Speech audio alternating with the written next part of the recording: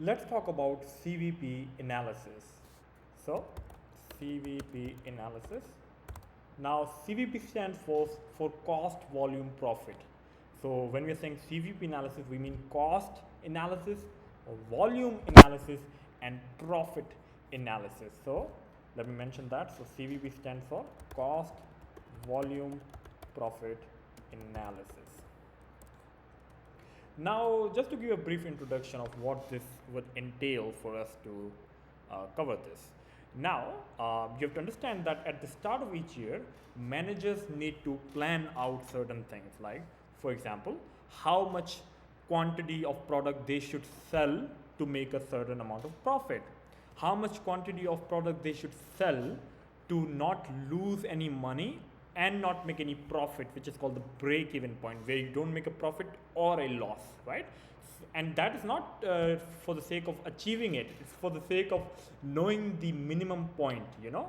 So if I know my break even point, I know what is the minimum I should ever sell to avoid a loss in a certain year, because of course things happen. Let's say in COVID, if I know as a business that if I sell, let's say 1,000 bicycles, I will break even.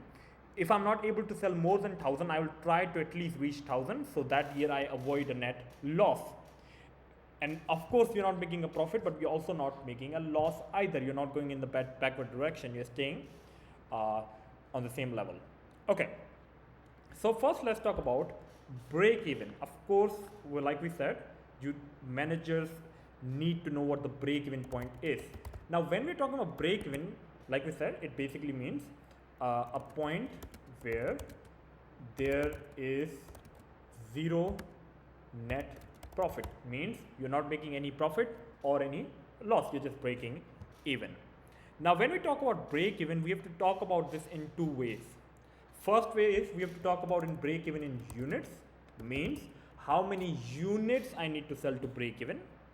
And the second way we have to talk about is called break even in dollars, means how much dollars I should earn in revenue to break even.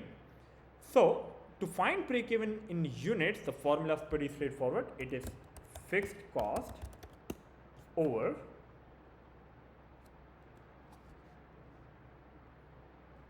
contribution margin per unit. Now, contribution margin per unit, I'll write the formula for you what that means. So contribution margin per unit means sales price per unit minus variable cost per unit. So if you use this formula, you will find how many units you need to sell to break even. I hope that's clear. Of course, we'll solve a question. So before doing a question, of course, let's define what we mean by break even in dollars. So to find break even in dollars, there are multiple ways you can do that. You can take the same units formula and then multiply it by the sales price per unit, because of course if I know the units and I times it by the sales price, I get the revenue, or let's say a dollar amount I should be earning. So that's one way to find it, but there's another formula you need to know for break even in dollars, which is fixed cost over contribution margin ratio.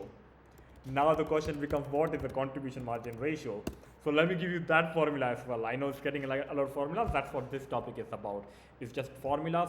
If you know the formulas, you are good to go. So the formula for contribution margin ratio will be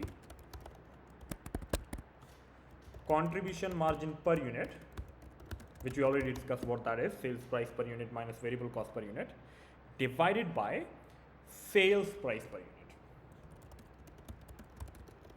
So these are the formulas. Now, of course, I will prepare a question where we will find the break even in units and break even in dollars.